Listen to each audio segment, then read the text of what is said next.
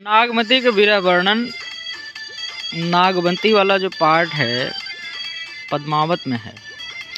नागमती का वीरा वर्णन पद्मावत में है जो वो कैसा हुआ है।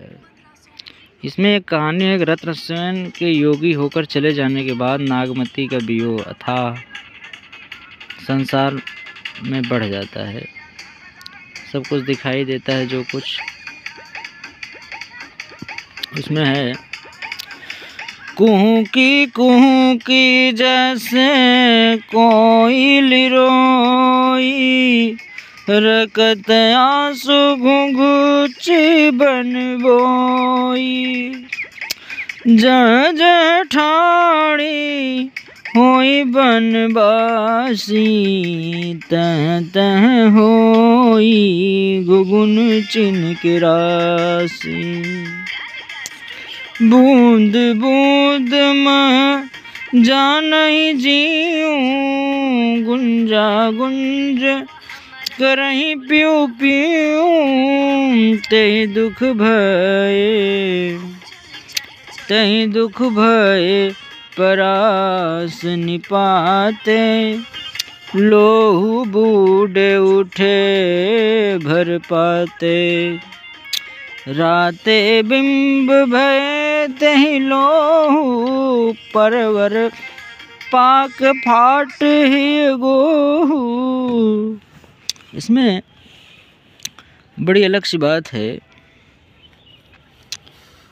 वह हठ भागिनी होकर के प्रिय का संदेश ले जाने वाला ही नहीं रहा कोई। 12 मासे के चित्रण के बीच में नागमती जो मनोवैज्ञानिक चित्र प्रस्तुत किया है वह सर्वथा सराहनीय है। विरह व्यथा से व्याकुल हो जाती है। नागमती जड़ चेतन भुलाकर जो मिलता है उसी से रत्नसेन की खबर पाने का प्रयत्न करती है। वह प्रत्येक मनुष्य से रत्नसेन के बारे में पूछने के बाद पशु पक्षियों से भी पूछना शुरू कर देती है। बरसी देवस धनि रोई के, हारि परिचित की झांकती रहती है।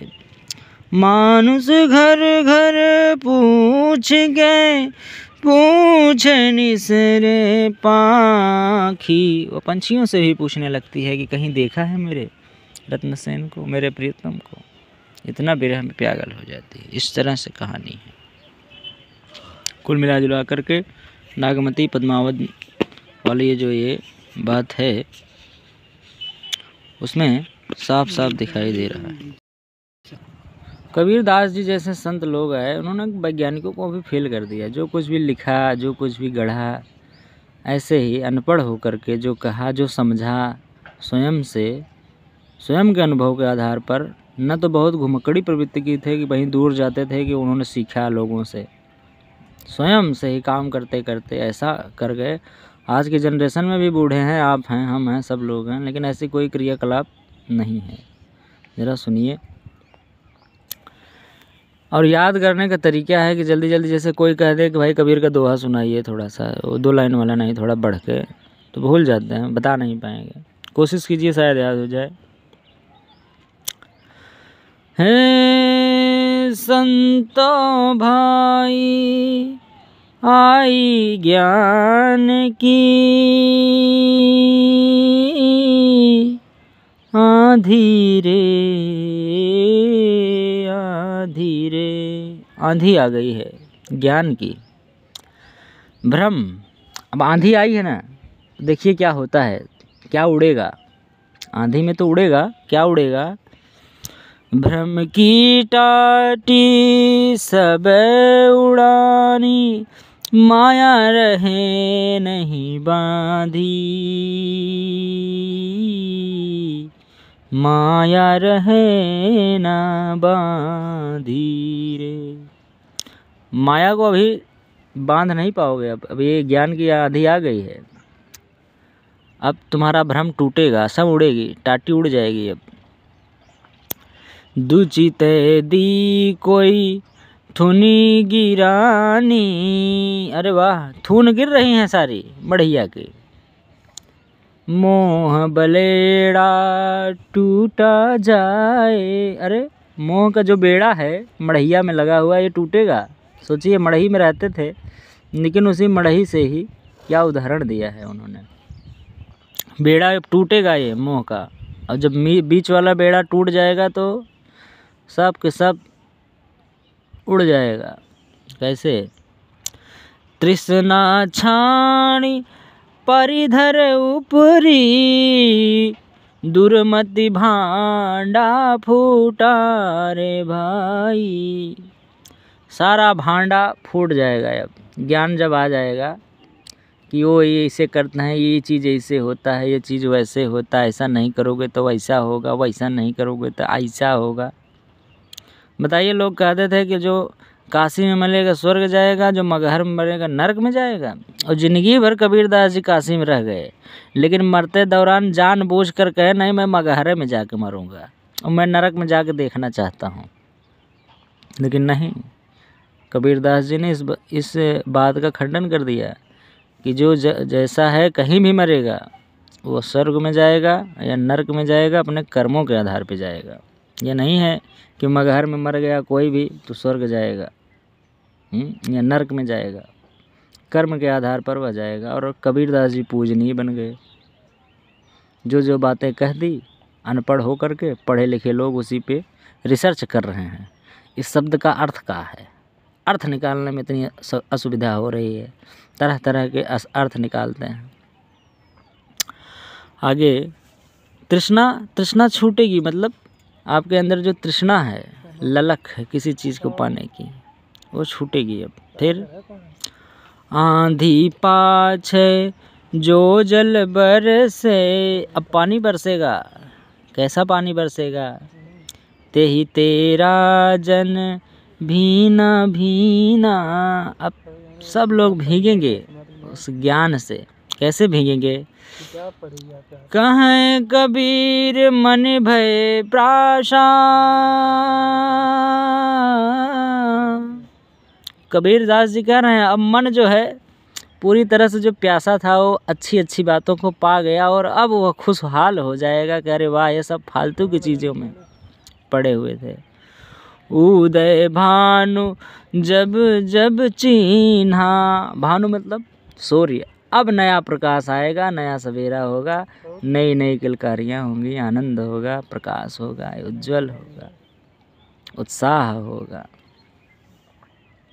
प्रतीकात्मक शब्दों का प्रयोग भी किया है। इन शब्दों में सादृश्य मूलक है। प्रतीकात्मक जो शब्द हैं, सादृश्य एकदम वर्णन हो रहा है, जैसे दिखाई दे रहा है। हंस शब्द मतलब ज्ञानी संत के लिए है। अंकुर शब्द अहंकार के लिए है। और वो लोग किस चीज का बनाते हैं, किस पद से आते हैं? यमुना शब्द पिंगला के लिए है। सरस्वती शब्द सुषुप्ना के लिए है। इसी प्रकार मोती, बेटी, चूल्हा, भाई, 5 शब्द क्रमशः मन, सद्बुद्धि, चित्त, माया और 5 इंद्रियों के लिए। 14 चंदा मतलब पूर्णिमा, 14वें दिन। आनंद सुनहा मन के लिए और संसार के लिए भी प्रयोग हुआ है।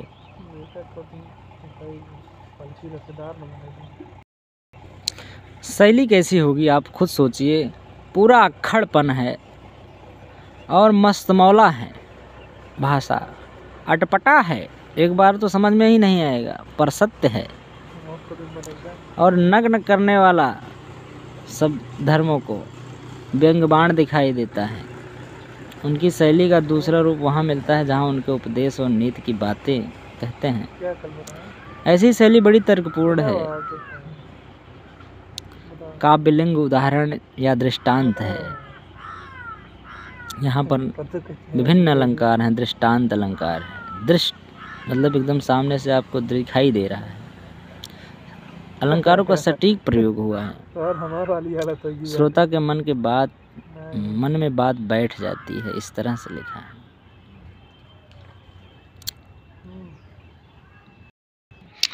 भक्ति काल जो है हिंदी का स्वर्ण युग कहा जाता है। पूरे हिंदी का, हिंदी बहुत अच्छी चीज़ है, स्वर्ण युग कहा जाता है। भक्ति का एक ओर तो मानव को उच्चतम धर्म की व्याख्या करता है, दूसरी ओर अपनी उदात्तता का, सरसता का एवं काव्य सौष्ठव के कारण काव्य रसिकों के हृदय को आप्लावित करता रहता है। उसकी आत्मा भक्ति और शरीर काव्यालंकारों से पूर्णतः सुसज्जित है। डॉक्टर श्याम सुंदर दास जी ने भक्ति काल को हिंदी का स्वर्ण युग स्वीकार करते हुए कहा है। डॉक्टर श्याम सुंदर, कितनी बात है सुंदर भाई साहब की। कबीर, जायसी, तुलसी, सूर जैसे रस सिद्ध कवियों, कबीर, जायसी, तुलसी, सूर महात्माओं ने दिव्य वाणी उनके अंतःकरण से निकलकर देश के कोने कोने में फैल गई थी। उसे साहित्य के इतिहास में सामान्यतः भक्ति युग कहते हैं। निश्चित ही वह हिंदी साहित्य का स्वर्ण युग था। यदि हिंदी साहित्य में से इन कवियों की कृतित्व को निकाल दिया जाए तो जो कुछ शेष बचेगा वह इतना हल्का होगा कि हम उस पर किसी प्रकार का गर्व न कर सकेंगे। कौन कौन है? कबीर, तुलसी, जायसी, सूर। आगे कितना अच्छा अनुप्रास अलंकार का प्रयोग करते हुए, जहाँ पर एक ही वर्ण कई बार आया है, किस तरह से कबीरदास जी की अन्योक्त अलंकारों का भी उदाहरण किया है। काहिर नलिनी तू कुम्हिलानी, तेरे नाल सरोवर पानी, जल में उत्पत जल में वास, जल में नलिनी तोर निवास। हे कमलिनी, तू काहे कुम्हिलानी है? तेरे तो अंदर भी पानी नाल में भी भरा रहता है, डंठल में भी, और तू जल में ही रहती है और जल में ही तेरा निवास रहता है हमेशा। अंततः तू क्यों कुम्हिलाई हुई है? आत्मा और जीव के लिए अलंकारिक भाषा का प्रयोग हुआ है यहाँ पर।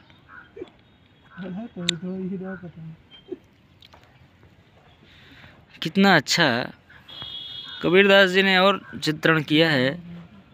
कबीर सोई पीर है जो जाने पर पीर, जो पर पीर न जानई सो काफिर बेपीर। कबीरा सो काफिर बेपीर।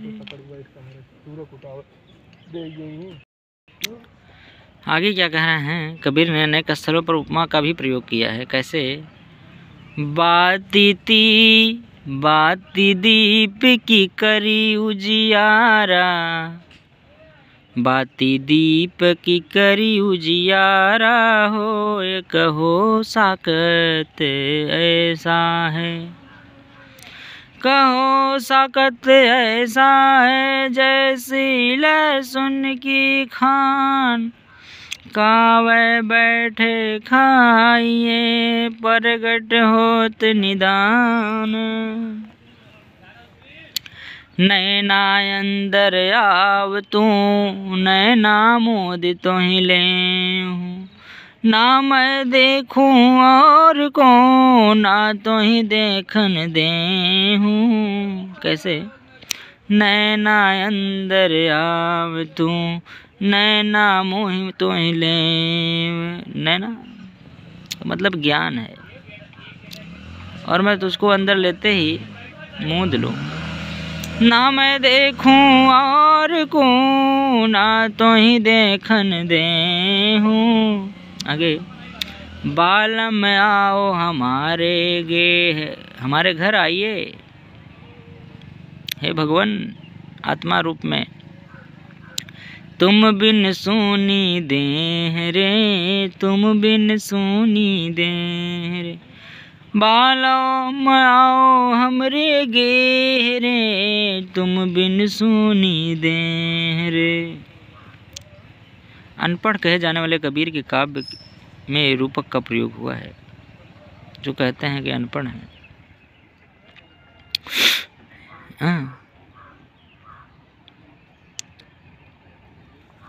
और अन्योक्त अलंकारों में भी इन्होंने लिखा है। हंसा प्यारे हे हंसा प्यारे सरवन तजी कहाँ जाए रे, हंसा प्यारे सरवर तजी कहाँ जाए रे। कहाँ जा रहा है? ज्ञान तो यहाँ पे है। हंस जहीं सरवर बिच मोती चुनते, जहीं सरवर बिच मोती चुनते, बहुविधि की लिकराय, हंसा प्यारे सरवन तजी जाए कहाँ। सूखे ताल पुरैन जल छोड़े, कमल गयो कुमिलाय। जब ताल सूख जाता है तो कमल कुमिलाने लगते हैं। ताल का मतलब है रस, ज्ञान, पानी।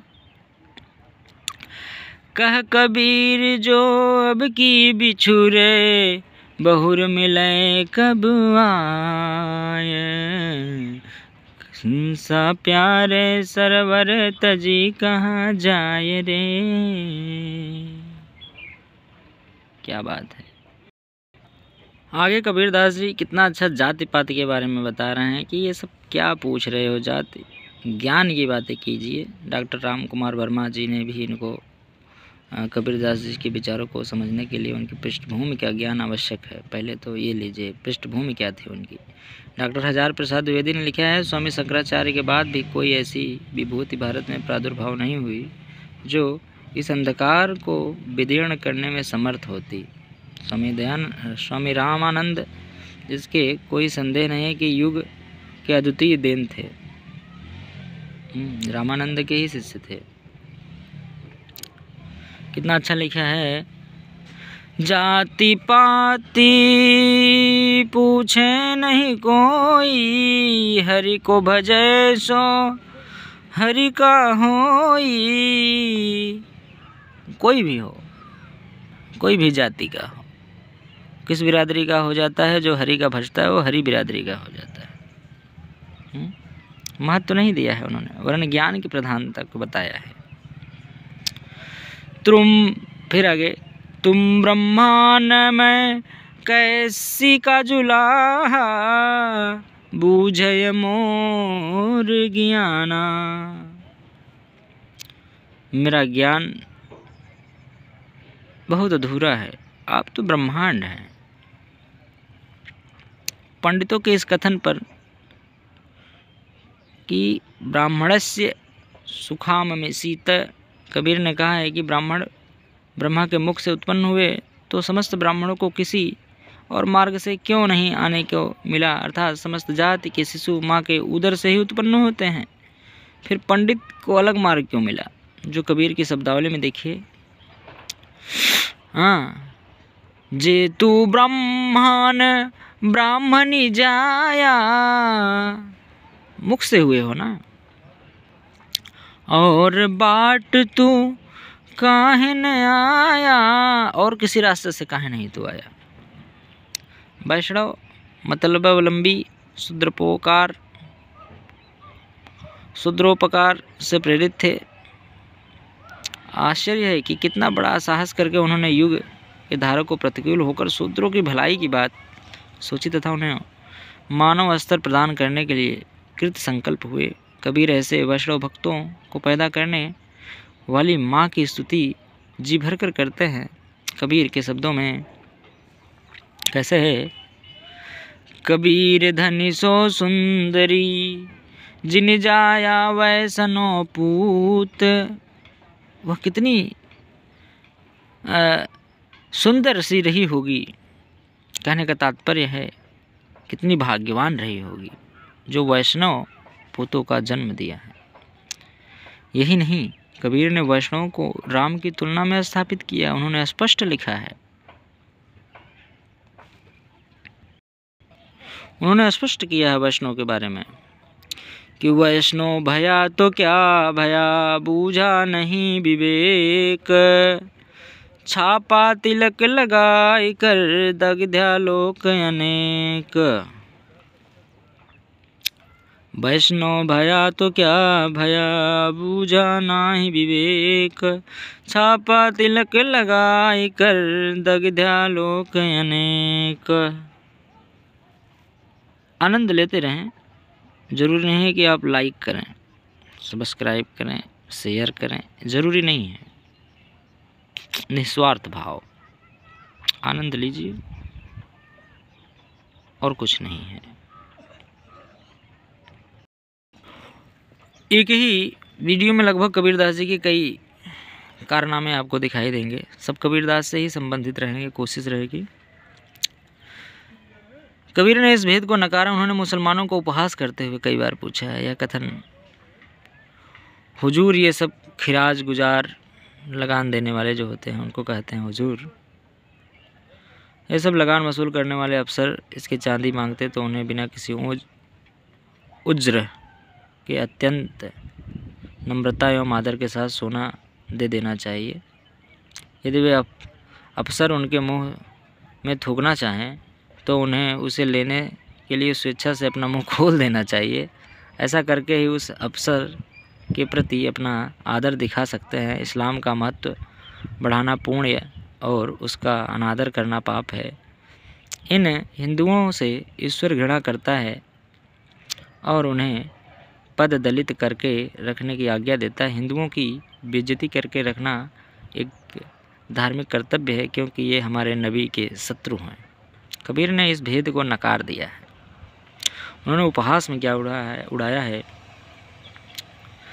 जे तू तुरक तुरकानी जाया, जे तू तुरक तुरकानी जाया, ते भीतर खतना क्यों न कराया। तो इतना बड़ा अगर मुसलमान हो कि खतना से ही मुसलमान पक्के होते हैं, तो तुम्हारे नबी, तुम्हारे सल्लल्लाहु अलैहि वसल्लम जो भी हैं, वो अंदर ही खतना क्यों करके नहीं बाहर करते हैं। ये कबीरदास जी कह रहे हैं। भगवान के यहाँ सभी एक होकर निकलते हैं, किसी के विभेद नहीं है। भगवान किसी ने हिंदू किसी को मुसलमान बनाकर कभी नहीं भेजता। कबीर पुनः प्रश्न करते हैं, क्या करते हैं प्रश्न, क्या कह रहे हैं, अरे भाई दोई कहाँ सो, अरे भाई दोई कहाँ सो, मोही बताओ। दो कैसे हुए मुझे ये तो बताओ, बीच ही भरम का भेद लगाओ, अरे भाई दोई कहाँ सो, मोह बताओ। बीच ही भरम का भेद लगाओ, बीच ही भरम का भेद लगाओ। जान उपई रच द्वय धरनी, दीने के बीच भई करनी। जोन उपई रच द्वय धरनी, दिन एक बीच भई करनी। राम रहीम जपत सुध गई, उन माला उन तस्बे लई। राम रहीम जपते धुन लगी रही, उन माला उन तस्बी लई। कहे कबीर चेत्यहूँ रे भादू, बोलन हारा तुरक न हिंदू। जो ऐसी बातें करता है, विभेद करता है, वो न हिंदुए है न मुसलमाने है। इस तरह से बताएं, एक दूसरे की छीटा कसी करना नितांत गलत है।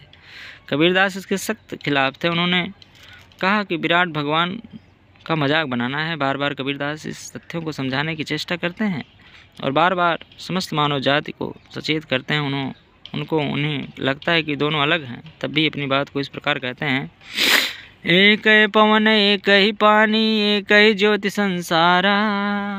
एक ही पावन, एक ही पवन एक ही पानी, एक ज्योति संसारा।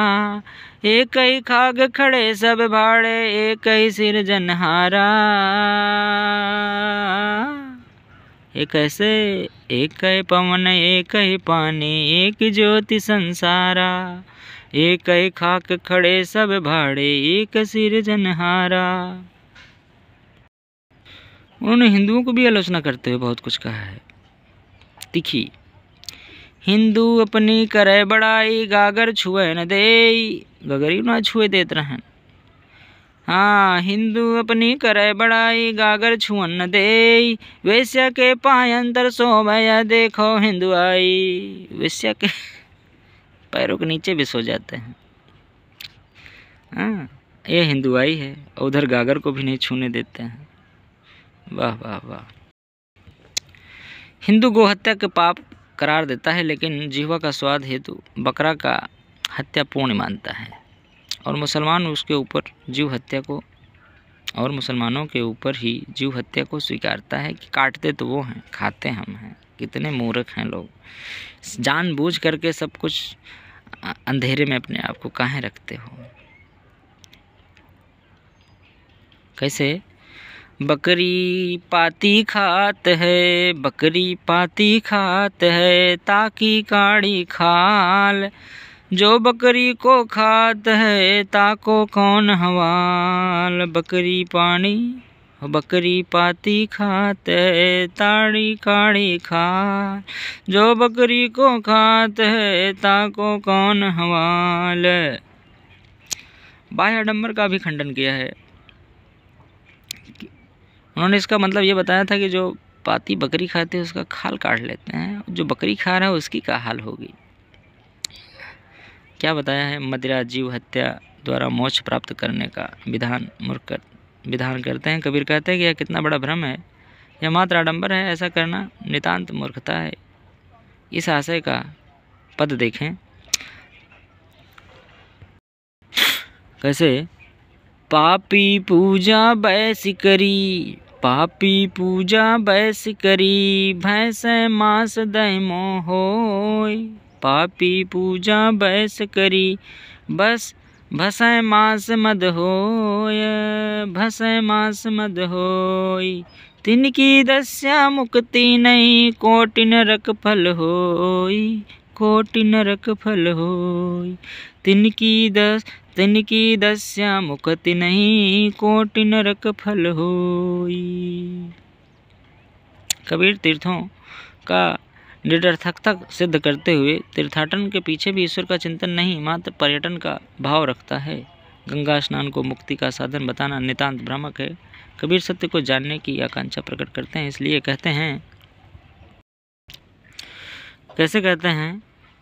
तीर्थ में सब पानी है, होवे न कछु नहाए देखा। सब पानी है, कहीं भी नहा लेने से ऐसे कुछ नहीं होता है।